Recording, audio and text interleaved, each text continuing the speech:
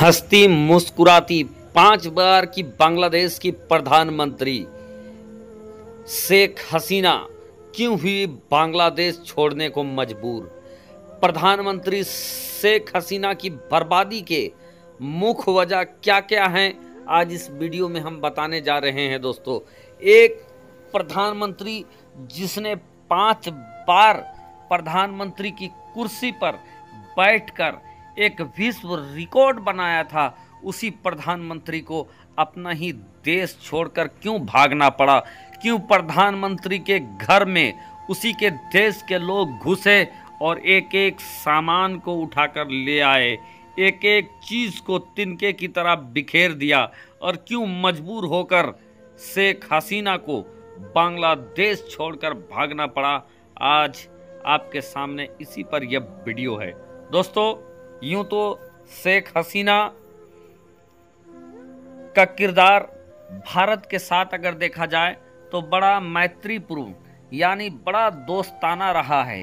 भारत के साथ हमेशा शेख हसीना खड़ी नजर आई है, लेकिन शेख हसीना का एक रूप ये भी नज़र आता है कि बांग्लादेश के लिए शेख हसीना ने डेवलपमेंट के काम बहुत तेज़ी से के साथ किए और बांग्लादेश को इस गति में, इस तेज रफ्तार से आगे निकाल कर ले गई कि जिस पाकिस्तान के टुकड़े होने से वजूद में आया था बांग्लादेश, वो बांग्लादेश पाकिस्तान को पछाड़ते हुए पाकिस्तान से भी आगे निकल गया।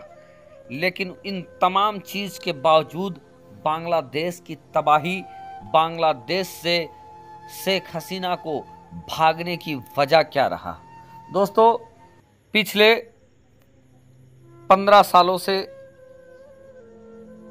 शेख हसीना प्रधानमंत्री की कुर्सी पे बैठी हुई थी और उसके मुकाबिल जो विपक्ष के लीडर थे, नेता थे, वो नेता अधिकतर जेल में या बेल में नजर आ रहे थे। उनके निकटतम प्रतिद्वंदी बेगम खालिदा जिया, जिसको लंबा कारावास हो गया था और वो जेल के अंदर मौजूद थी।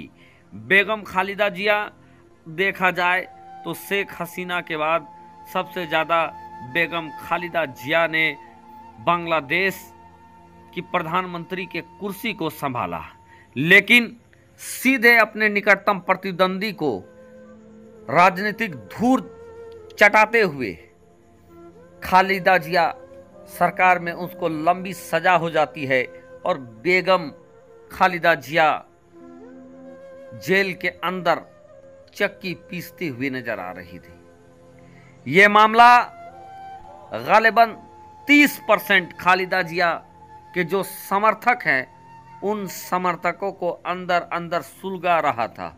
अंदर अंदर वो इससे बहुत खफा थे कि खालिदा जिया को किस तरीके से जेल में ठूस दिया गया, डाल दिया गया।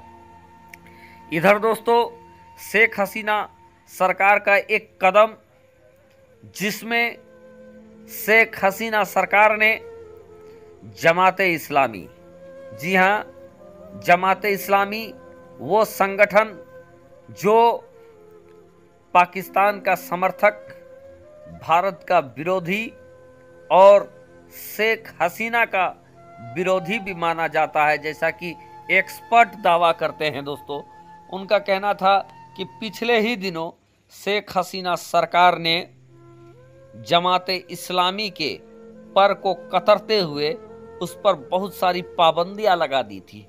अब बांग्लादेश की अगर बात करें तो बांग्लादेश में एक लंबा चौड़ा फैन फॉलोइंग जमाते इस्लामी की है, और जमाते इस्लामी पे जो पाबंदियां लगा, उसके बाद उसके समर्थक भी भड़क गए थे। उनके समर्थक के अंदर अंदर अंदर ही गुबार भरा हुआ था और अंदर अंदर ही एक गदर की स्थिति उत्पन्न हो रही थी, और ये तमाम चीज़ों को मौका, एक छोटा सा मौका चाहिए था कि ये गदर कैसे खुलकर सामने आए, और वो मौका मिला दोस्तों छात्र आरक्षण के मुद्दे पर। छात्र आरक्षण के नाम पर शेख हसीना सरकार इस तरीके से घिरी कि जो आरक्षण के नाम पर आंदोलन चला था, धीरे धीरे उस आंदोलन के अंदर जमाते इस्लामी भी शामिल हो गई, उनके लोग भी शामिल हो गए, खालिदा जिया के समर्थक भी शामिल हो गए, और जो धुर विरोधी शेख हसीना की थे वो लोग भी सारे शामिल होकर इसको एक उग्र आंदोलन में तब्दील कर दिया। और उसके बाद क्या था दोस्तों, जो लोग आरक्षण के मामले पर विद्रोह किए थे उनका मामला धीरे धीरे शेख हसीना को उसकी कुर्सी से हटाने के मांग पर आ गया, और बांग्लादेश के अंदर दिन प्रतिदिन इस तरीके से हिंसा के वारदात होने लगे कि लगभग 300 से 400 लोगों को अपना जान गंवाना पड़ा। जगह जगह हुलगुलान, जगह जगह पर मातम, जगह जगह पर आगजनी, ऐसा मंजर देखने को मिला कि सेना ने कोई भी कार्रवाई नहीं किया, सेना ने एक भी गोली नहीं चलाया, सेना ने कुछ नहीं किया, सिर्फ सेना मुख्य दर्शक बनकर देखती रही। मैदान लूटते रहे, सेना देखती रही। प्रशासन के सामने लोगों के घरों को तोड़ा गया, वो भी देखती रही। कुछ जगहों पर अल्पसंख्यकों के ऊपर भी आक्रमण किया गया, वहाँ भी सब कुछ खामोशी के साथ देखा गया।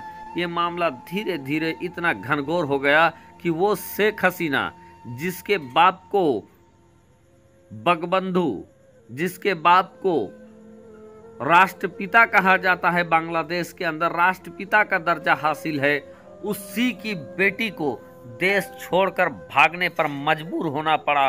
और दोस्तों, पिछले ही दिनों भारत सरकार से ऑर्डर लेकर, भारत सरकार से इजाज़त लेकर, भारत का एक पड़ोसी मुल्क जो हमेशा भारत के साथ खड़ा रहा है, वो प्रधानमंत्री शेख हसीना को अपना जान बचाकर भारत में आकर शरण लेना पड़ा है। दोस्तों, शेख हसीना डेवलप भी बहुत किया। शेख हसीना लगातार सत्ता में काबिज रही, लेकिन कहीं ना कहीं उनके ऊपर आक्रोश जनता के बीच पनपता गया। उन पर आरोप लगे कि ये विद्रोह को बड़े दमनकारी तरीके से कुचल दिया करती थी, और इलेक्शन में धांधली का मामला भी सामने आया। हालांकि इसमें कितनी सच्चाई है ये कोई दावे के साथ नहीं कह सकता है, लेकिन ये इल्ज़ाम लगे जिसके बाद पूरा मामला आपके सामने